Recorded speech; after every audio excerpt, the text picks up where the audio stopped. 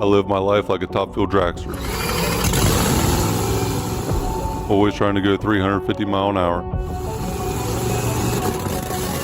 But every once in a while, I will break and need rebuilt. I'd rather be sidelined trying to achieve greatness than watch greatness achieved and it only set on the sideline. Now introducing your host, Jacob Emery.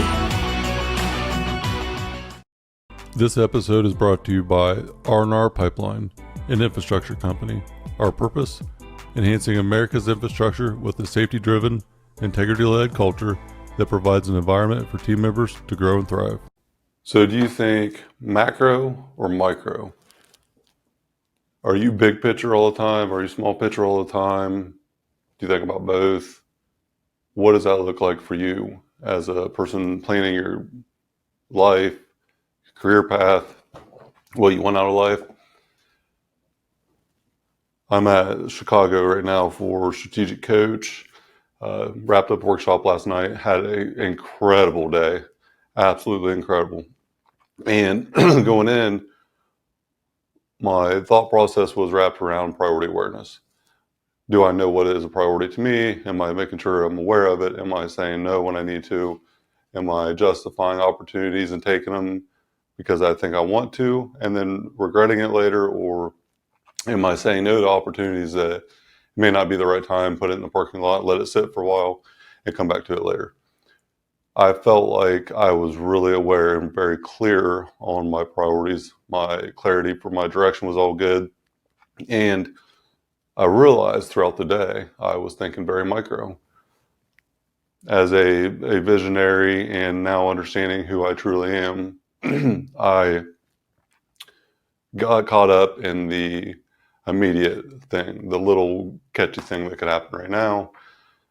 Overall, where I thought I was looking at the macro of everything, I started to slowly be back in that micro side. Now, I think everybody needs both. I think that you have to plan big for the future and execute and plan for the small stuff in the short term as well, with the big picture, the macro taking a priority. Rocks, as we call them with EOS, your big picture goals, the 3 to 4, 5 crucial things that have to happen throughout a week. Them are all things that should be the majority of your focus. But the little stuff has to still happen. So throughout the day, I figured out that I have a lot of aspirations and desires and dreams and goals, but do they all align? Do the businesses that I'm involved in, do they all interact somehow? If I wrote down everything, could I draw an arrow to how they feed each other? Do they connect? And what I thought was very clear for myself became somewhat confusing and unclear, which was amazing. It was probably the best thing that could have happened yesterday. There's one priority when it comes to business, one and one only. The other priorities feed that and make me better as a person to excel in that number one priority, being R&R Pipeline.